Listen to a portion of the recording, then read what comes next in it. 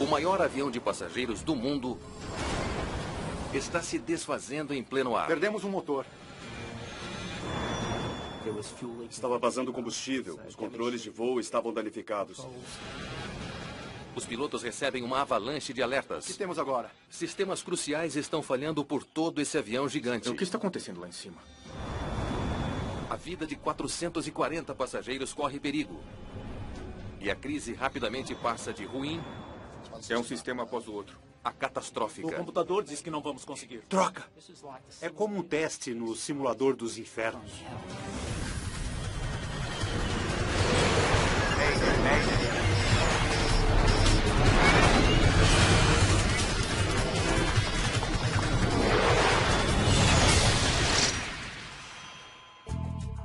Esta é uma história real, baseada em relatórios oficiais e relatos de testemunhas. Titanic nos céus. 4 de novembro de 2010. O voo 32 da Qantas está reabastecendo em Singapura. O Airbus A380 já passa da metade da maratona do voo de 22 horas de Londres a Sydney, na Austrália. Após 2 horas no solo, a tripulação está quase pronta para voltar aos ares. Poucos pilotos são capacitados a comandar um A380. O ex-piloto de combate Richard de Crespigny está nesse grupo de elite. Preparados para a decolagem? O A380 é a última geração em inovação, automação e excelência. E é a aeronave maior e mais complexa voando hoje. A principal tarefa do copiloto Matt Hicks é monitorar dispositivos eletrônicos e telas computadorizadas necessários para voar com este sofisticado avião. Tudo certo aqui, Richard. Todos nós já havíamos voado juntos. O que facilita, porque dispensa apresentações e evita conflitos de personalidade. Nós nos conhecíamos bem. Mark Johnson é o engenheiro de voo. Mark, algum problema? Tudo certo aqui atrás. Os 3 pilotos revezarão no comando das 7 horas restantes de voo. O gigantesco A380 tem 2 andares e é o primeiro jato com 2 andares por toda a sua extensão. Essa aeronave faz todas as outras parecerem pequenas e comporta até 525 passageiros. Eu não sabia que o A380 era tão enorme. A cabine, o interior do A380, tudo parecia muito maior. Eram mais fileiras e mais um andar. Nesse voo, o desempenho do comandante Crespigny está sendo avaliado. É uma exigência anual para todo piloto da Qantas. Os comandantes designados como avaliadores eram os veteranos Harry Wuban e Dave Evans. Algumas pessoas se incomodam com as avaliações. Ficam nervosas, então tentamos levar tudo da forma mais tranquila possível.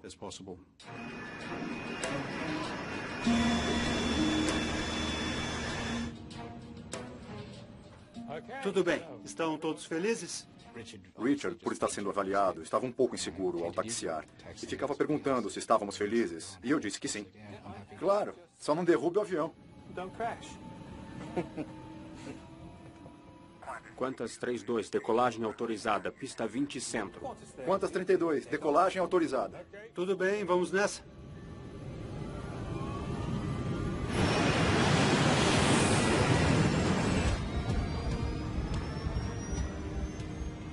Manete em posição 80 nós. Ser mais automatizada não necessariamente significa que a aeronave é mais fácil de pilotar. É apenas um jeito de pilotar diferente.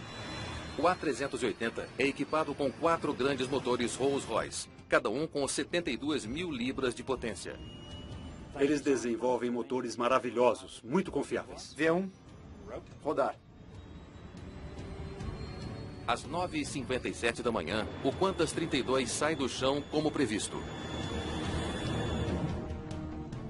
Os passageiros têm uma visão única da decolagem, graças a uma câmera na cauda do A380.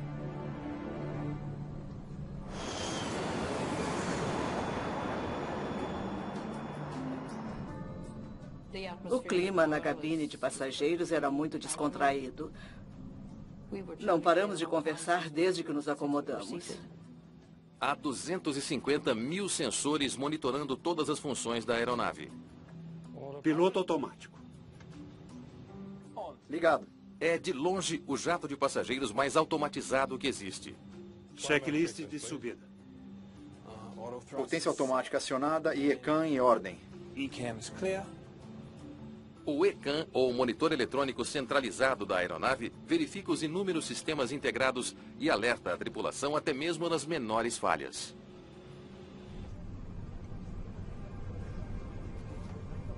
São 10h01 da manhã. Os pilotos voam há apenas 4 minutos.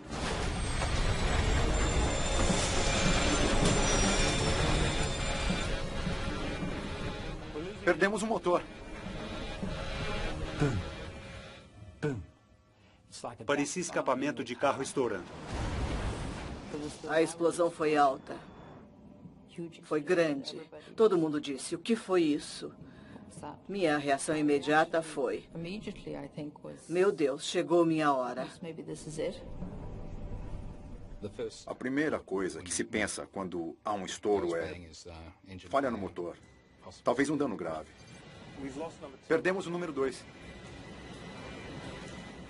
Mantendo 7.400 pés. Crespigny não demora a retomar o controle do piloto automático.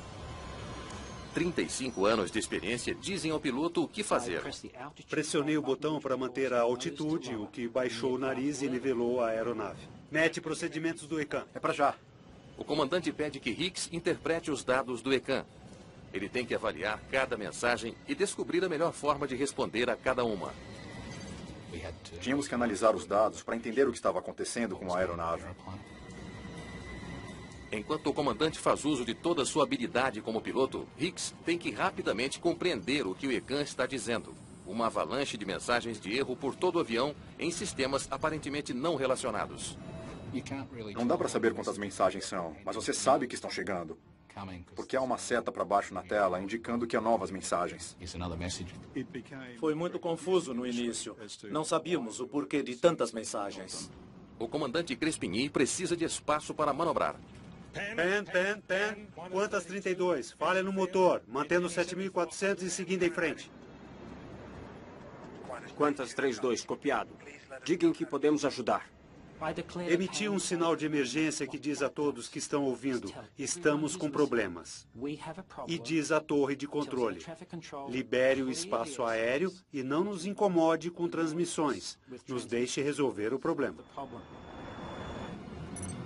Mas os alertas do ECAM não paravam de chegar. O número 2 está superaquecendo. O motor danificado está perigosamente quente. Esse avião de última geração corre sério risco de se transformar em uma bola de fogo. Não conseguimos ver o motor porque ficava debaixo da asa. Meu Deus! Mas víamos o combustível jorrando para fora. As asas do A380 contêm toneladas de combustível altamente inflamável. E nos perguntávamos o que aconteceria a seguir. A tripulação quer cortar o fluxo de combustível antes que o motor danificado pegue fogo. Desligar a chave geral do 2? Confirmado. Mas é tarde demais. Um alarme avisa a tripulação que o motor está em chamas. Incêndio durante o voo é uma das emergências mais graves e imprevisíveis que uma tripulação pode enfrentar. Quase sempre acaba em desastre. 11 de julho de 1991. A fumaça penetra na cabine de passageiros de um DC-8 momentos após a decolagem de Jeddah, Arábia Saudita. Enquanto o piloto tenta pousar, as chamas invadem toda a cabine e consomem o avião, matando todas as 261 pessoas a bordo.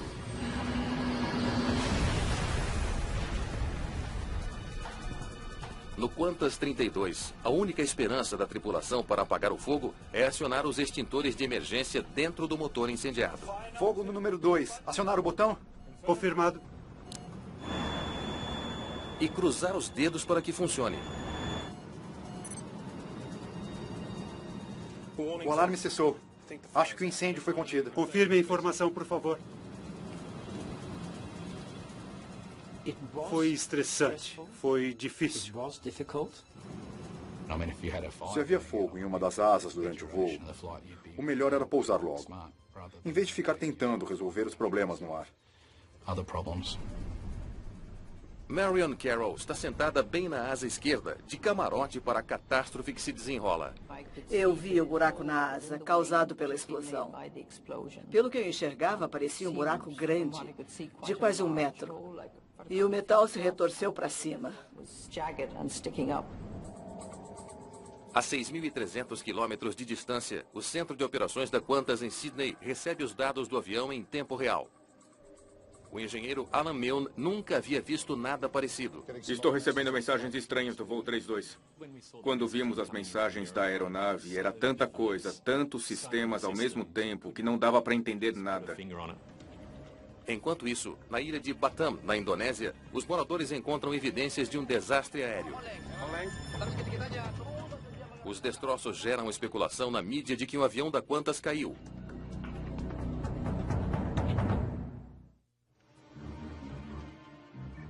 No ATSB, Departamento Australiano de Segurança no Transporte, Kevin Chapman se inteira das notícias perturbadoras. Se for tudo verdade, logo ele terá que encarar a maior investigação da carreira. O ATSB monitora a mídia e estávamos inteirados da cobertura de um possível acidente. Inicialmente, a mídia descrevia um desastre aéreo na Indonésia. Caramba! Um A380 da Qantas caiu na Indonésia. Ficamos bastante preocupados. Falha e explosão no motor já haviam causado tragédias fatais no passado. 19 de julho de 1989. Um DC-10 da United Airlines para Chicago perde um motor em pleno voo. Os estilhaços rompem o sistema hidráulico, tornando o avião praticamente incontrolável. O pouso forçado em Sioux City, Iowa, mata 111 das 296 pessoas a bordo.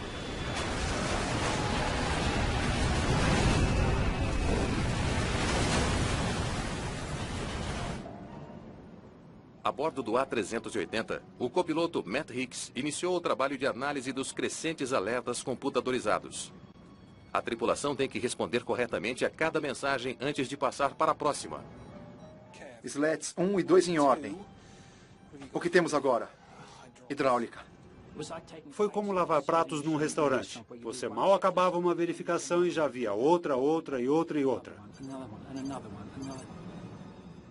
Em um ambiente de treinamento, provavelmente só fazemos 2 ou 3 falhas consecutivas. Nesse caso, foram 58. Então foi muito mais do que já fiz na vida. O motor número 2 explodiu há 5 minutos.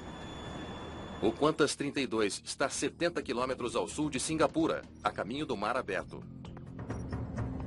Os pilotos querem retornar, mas a manobra é arriscada, sem saber a gravidade dos danos do avião.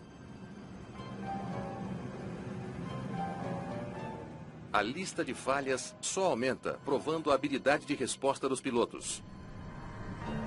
Um passo em falso pode levar a um dos desastres aéreos mais fatais que o mundo já viu.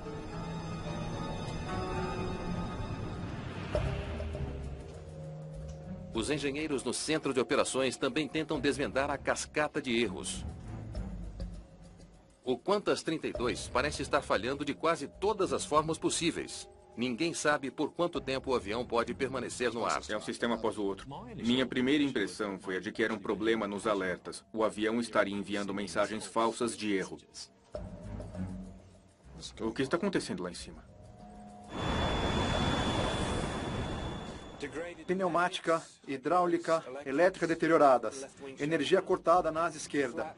Flaps, slats e ailerons danificados, mas ainda operacionais. Dave, preciso que fale com os passageiros e explique a situação. Senhoras e senhores, estamos resolvendo problemas em um motor. Ele estava muito calmo e nos tranquilizou.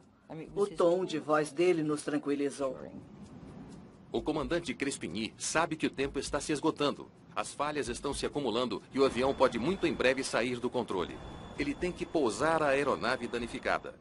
Isso significa fazer um retorno e voltar a Singapura.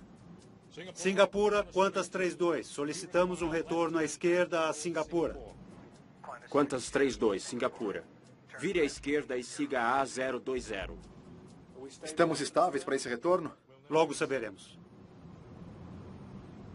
Crespigny vira centímetro a centímetro, sabendo que pode perder o controle a qualquer momento.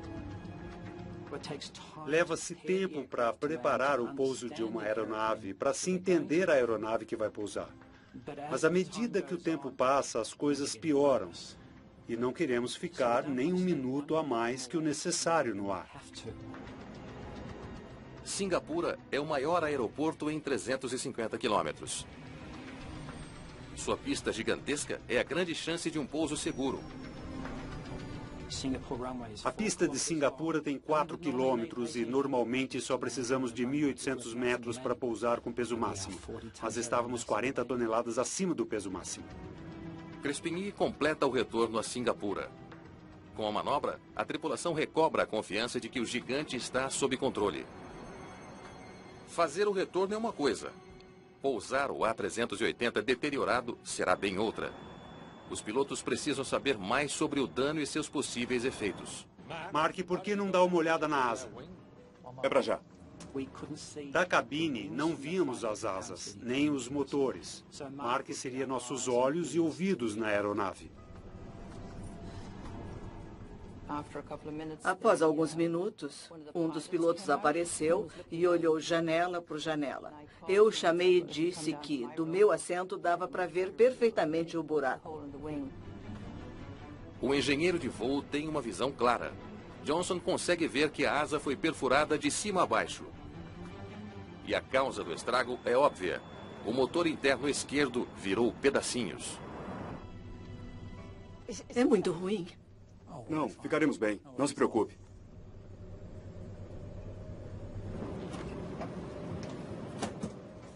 O que me diz, Mark? O número 2 explodiu, fez buracos na asa e o combustível está vazando. É bom saber. Não tem preço poder mandar um piloto para ver com os próprios olhos o estrago na asa, voltar e dizer: a situação é a seguinte. Especialmente se você confia na pessoa. É como verificar pessoalmente.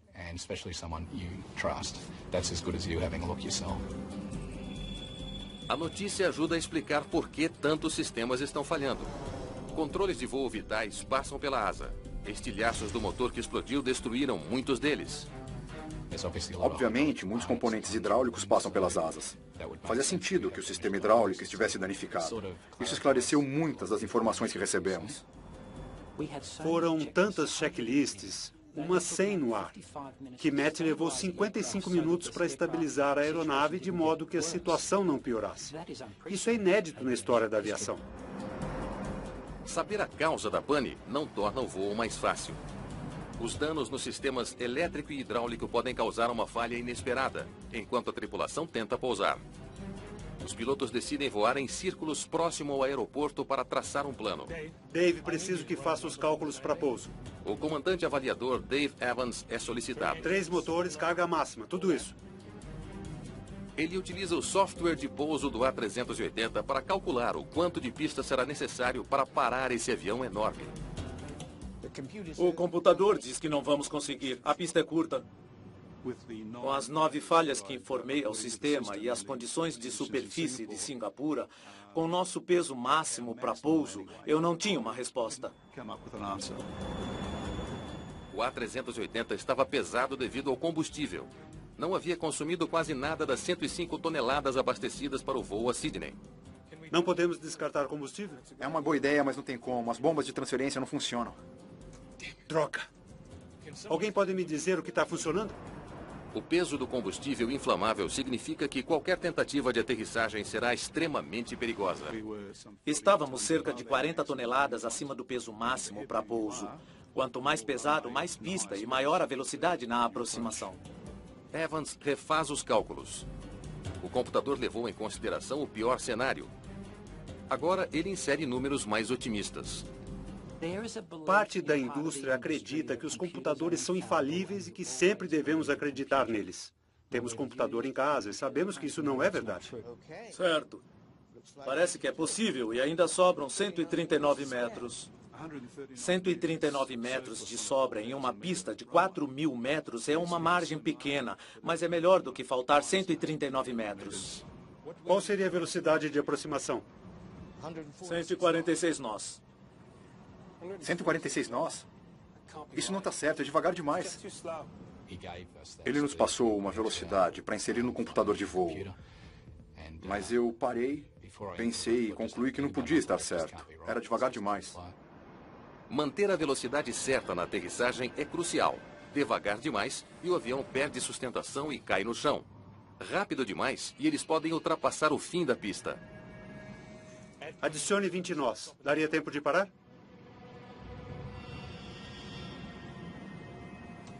Boa observação, Matt. Sim, pode ser a 166 nós.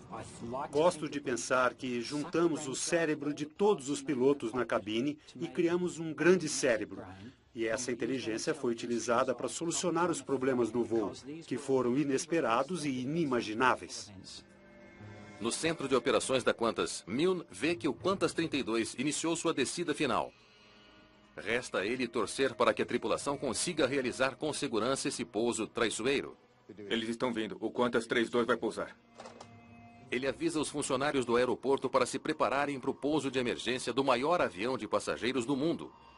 Pouso que pode terminar em desastre para os 469 passageiros e tripulação. Nós conhecemos pessoalmente essas pessoas, conhecemos a tripulação. É uma grande preocupação. Singapura, aproximação Qantas 32. Vamos precisar de uma aproximação longa e é bom que a brigada de incêndio esteja a postos. O combustível está vazando.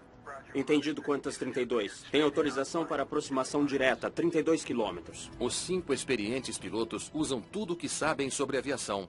Flaps 3. Na tentativa de pousar com segurança. E lá vamos nós.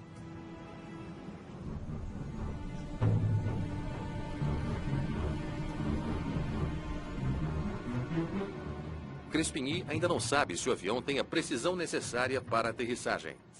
4.500 pés. Ele quer descobrir enquanto ainda há tempo para erros. Eu gostaria de fazer uma verificação de controle.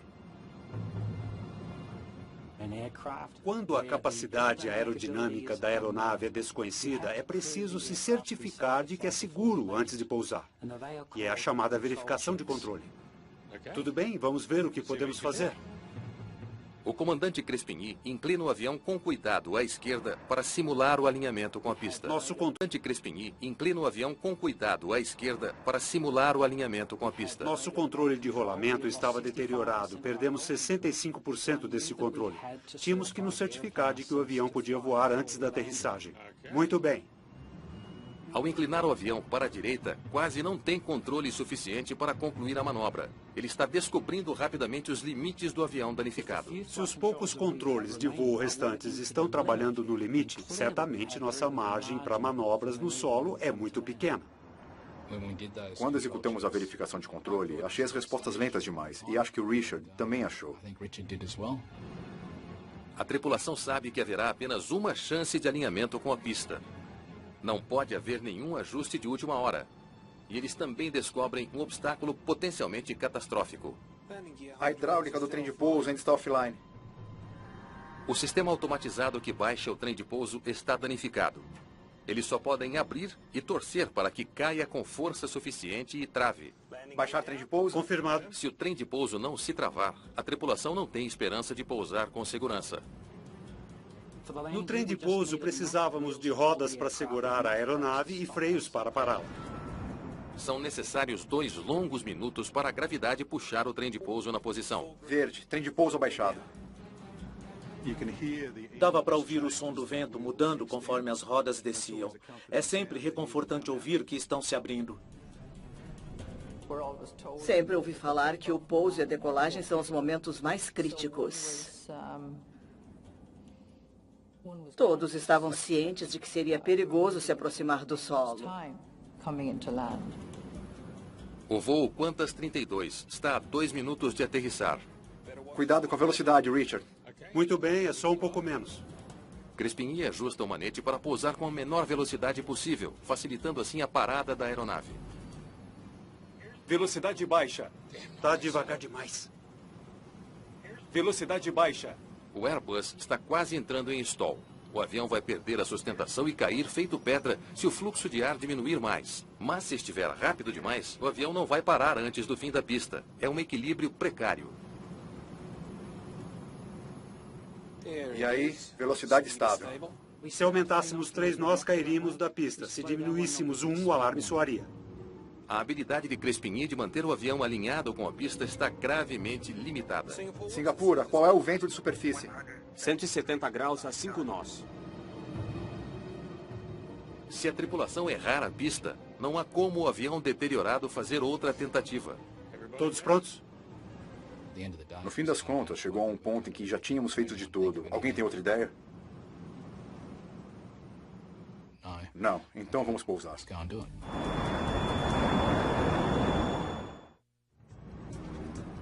Confirme brigada a postos.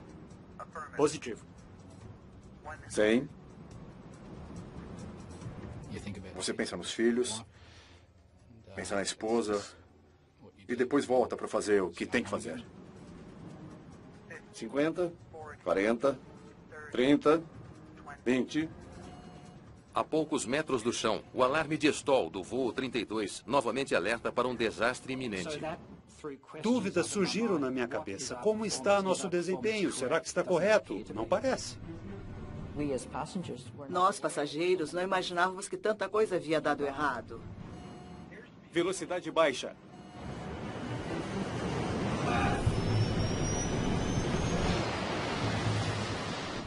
O avião está engolindo 80 metros de pista por segundo. Perdemos um reverso, metade dos spoilers das asas não funcionava e os ailerons não estavam fazendo a função de freio. Se não desacelerarem rapidamente, correm o risco de ultrapassar o fim da pista, cair e romper os tanques cheios de combustível. Não estávamos desacelerando. Pise aí! O Matt gritou. Pise aí, freios! Freios! Freie, pise nos freios! Vai, empurre! Freios! Freio máximo, Rich! Pedi que ele freasse com força e ele disse. Meu pé está colado no chão. Segura aí, Rich! Pise fundo! Finalmente, após 2 horas de sufoco, o Qantas 32 para na mesma pista da qual decolou, restando 150 metros.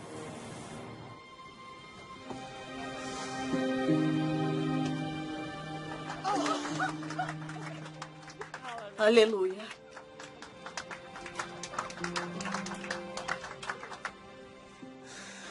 Lindo. Bem-vindos a Singapura. Tenho muito orgulho de todos que estavam naquela aeronave, da equipe técnica, dos pilotos e de toda a tripulação. Tenho muito orgulho das decisões que tomamos e da forma como trabalhamos em conjunto, com coesão.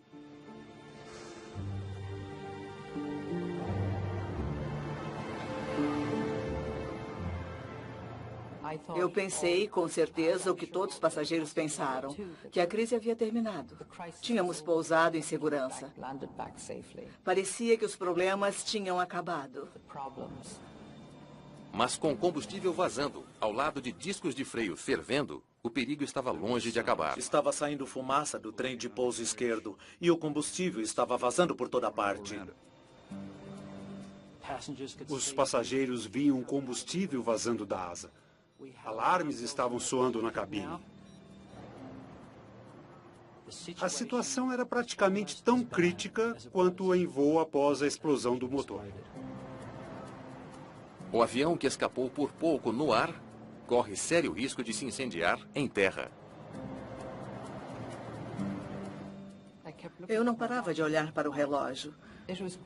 Fiquei muito tensa ali dentro. Eu não conseguia entender por que não saíamos. Aqui é o comandante. Quero que os passageiros permaneçam em seus lugares até que a brigada de incêndio termine o trabalho. Por que está demorando tanto? Era importante, naquele momento de tensão, espalhar espuma e reduzir ao máximo a possibilidade de incêndio.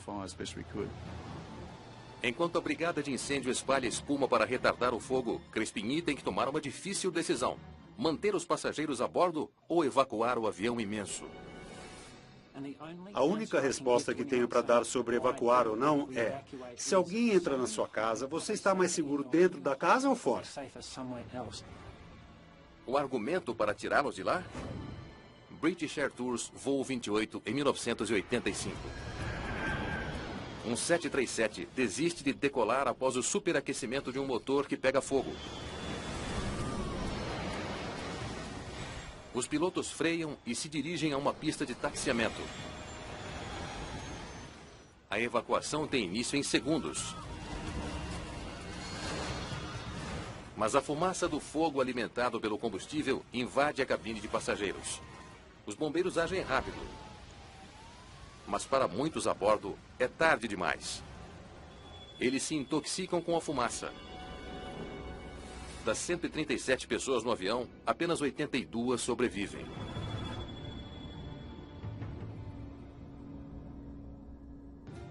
Crespigny sabe que as 16 saídas com escorregadeiras podem tirar todos os passageiros de lá em 90 segundos. Ele também sabe que o preço é alto. De 5 a 10% dos passageiros provavelmente vão se ferir gravemente. Quando uma evacuação é iniciada, não tem como parar. Decidimos mantê-los a bordo porque o ambiente de fora era tóxico. Naquele momento, Crespigny considerou que os passageiros estavam mais seguros dentro do avião do que na pista inundada de combustível. Desligando a chave geral dos motores. A tripulação dá início aos procedimentos de desligamento dos motores.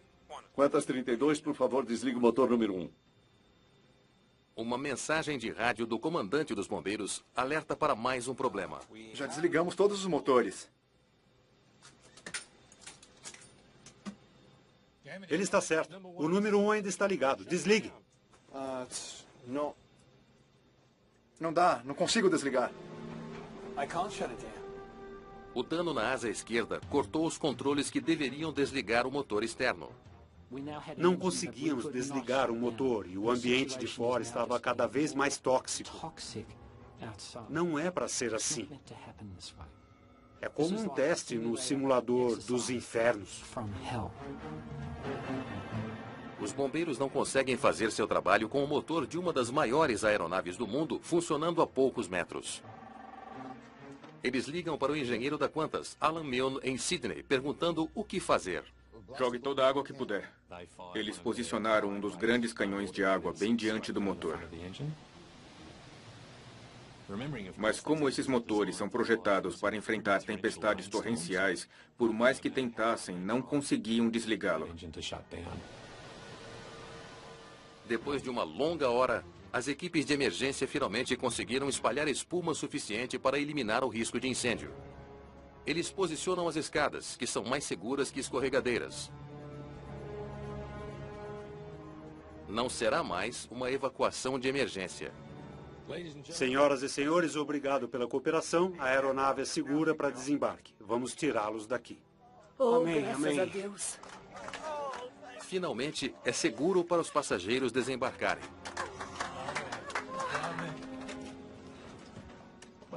Quando finalmente saímos do avião, o alívio foi muito grande.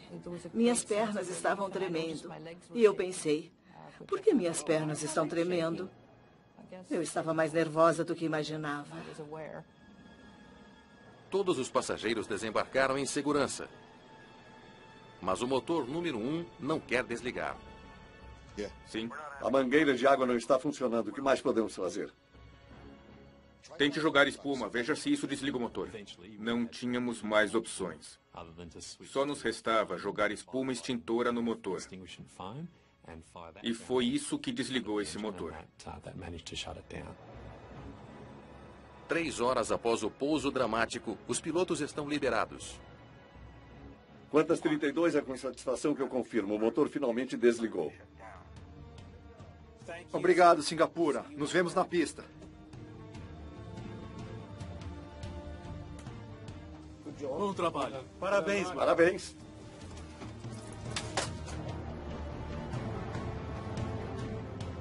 Minutos depois, a tripulação vê o estrago pela primeira vez. Fiquei chocado. Eu nunca havia visto tamanho estrago numa aeronave.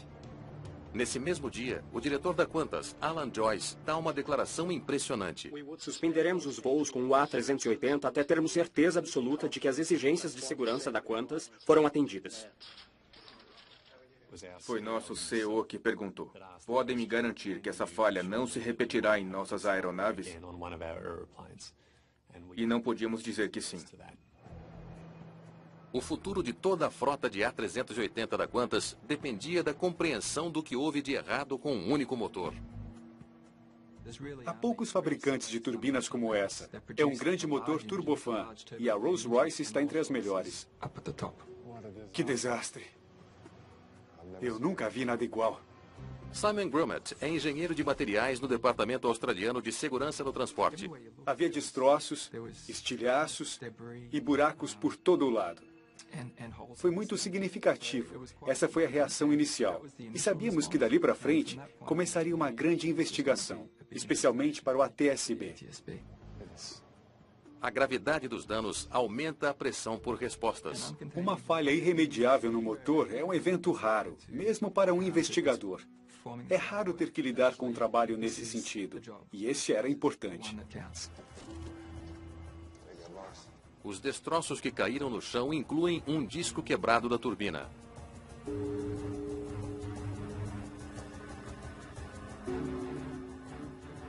É feito de liga de níquel e é uma das partes mais robustas da aeronave.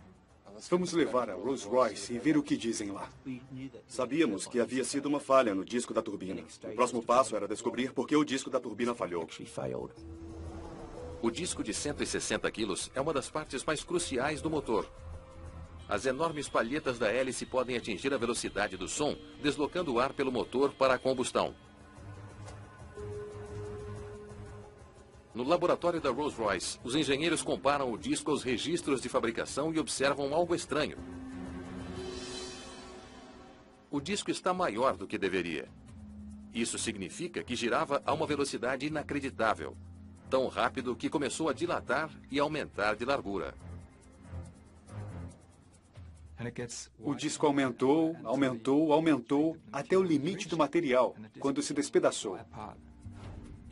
E foi com tanta violência que os fragmentos foram lançados com energia infinita. Isso significa que nada poderia parar essas peças. Rompeu tudo que encontrou no caminho. Fios, hidráulica, rompeu tudo. Os investigadores traçam o caminho que os destroços fizeram no avião. Peças do motor claramente cortaram a fuselagem e a asa esquerda. Não é à toa que tiveram tantas falhas. Linhas de combustível, hidráulica e controles de voo diversos.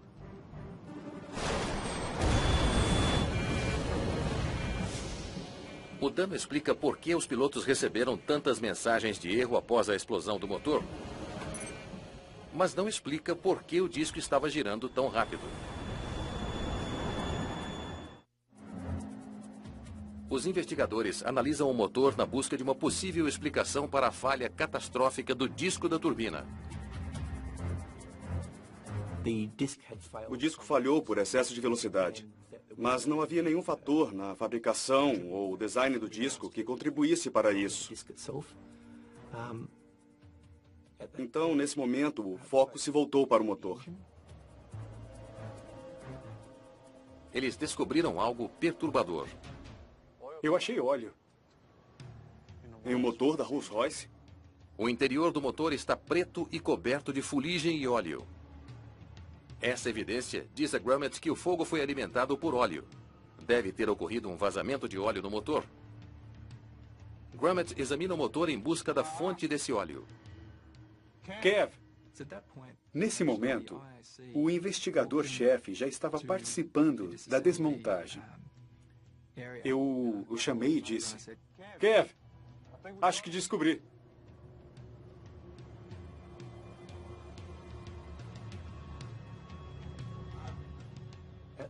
Foi um momento de, nossa, era uma fase muito importante na investigação.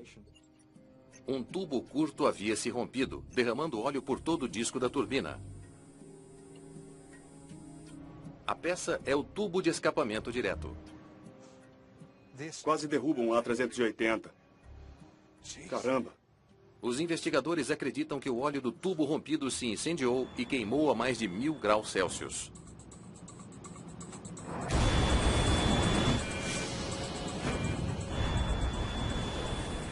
Fogo no número 2. Acionar botão. O fogo danificou o eixo de acionamento, permitindo que o disco da turbina girasse cada vez mais rápido até se despedaçar e passar quebrando tudo que via pela frente. A tripulação não podia ter feito nada para evitar. Quando há fogo dentro de uma turbina a gás, é praticamente impossível extingui-lo, a não ser desligando o motor. Nesse caso, o incêndio interno, devido ao óleo, ocorreu de forma tão rápida e repentina que não havia chance da tripulação desligar o motor antes de sua falha. Os investigadores já têm o principal suspeito. Mas o que levou um tubo simples, fabricado por uma das maiores marcas de motor do mundo, a se romper e quase destruir uma aeronave de 400 milhões de dólares?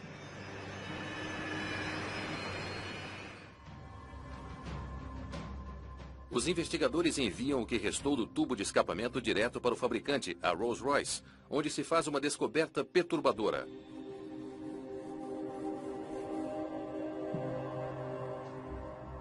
Um lado do tubo é mais fino que o outro. Foi por isso que ele se rompeu, espalhando óleo por todo o motor e causando um incêndio quase catastrófico. Não é à toa que se rompeu. Estamos falando de 0,35 milímetros. É a espessura de algumas folhas de papel. Os investigadores estudaram o relatório do fabricante e entenderam por que um lado do tubo de escapamento direto era perigosamente fino. Foi um erro de fabricação. A investigação se surpreendeu por uma organização tão madura como a fabricante de motores Rolls-Royce estar envolvida nessa situação. A ATSB imediatamente avisa as outras companhias aéreas de que seus A380 estão em risco. Apenas 29 dias após o acidente, eles emitem um relatório alertando que um tubo de escapamento direto defeituoso causou um incêndio que levou a uma falha irremediável no motor do Qantas 32. E aconselharam as companhias aéreas a inspecionar suas frotas. A questão que se levantou foi: o que vocês vão fazer agora? O diretor do ATSB, Martin Dolan, logo traz a resposta da Rolls-Royce. E se o problema for detectado em qualquer um dos motores, eles serão tirados de circulação. Há 20 aviões A380 com o mesmo motor Rolls-Royce voando pelo mundo. Em 34 motores, foram encontrados tubos de óleo suspeitos. Devido à investigação, todos os motores com tubos de alimentação em desconformidade foram retirados do mercado. A Rolls-Royce fez mudanças significativas no sistema de controle de qualidade. Introduziram um programa de software que basicamente remove o combustível do motor em casos semelhantes. Os investigadores concluíram que o voo 32 só acabou bem devido à tripulação muito bem treinada, que reagiu rápida e efetivamente quando a tecnologia mais sofisticada da aviação falhou.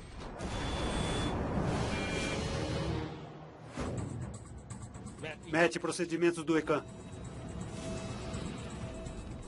Ele se manteve calmo, seguiu os procedimentos e nós repassamos checklists. Qual seria a velocidade de aproximação? 146 nós. Isso não está certo, é devagar demais. Adicione 20 nós. Pode ser a 166 nós. Entrariam em stall a 146 nós. Ainda tiveram coragem para isso. Eu gostaria de fazer uma verificação de controle. A decisão do comandante de avaliar em uma altitude segura o que a aeronave era capaz de fazer deu informações valiosas à tripulação de como a aeronave se comportaria durante o pouso. Bela tripulação. Uma aeronave moderna, como o A380, é toda automatizada. Mas como toda automação, pode falhar. O elemento humano é sempre necessário. Vimos que a equipe trabalhou em conjunto para obter o melhor resultado diante da situação adversa, e o resultado foi bom. O foco não sou eu como comandante do voo Qantas 32. É a aviação que nos últimos 110 anos compartilhou conhecimento e experiências para tornar a aviação mais segura aos viajantes. Eu acho que, em todos os sentidos, a história do Qantas 32 está entre as maiores da aviação.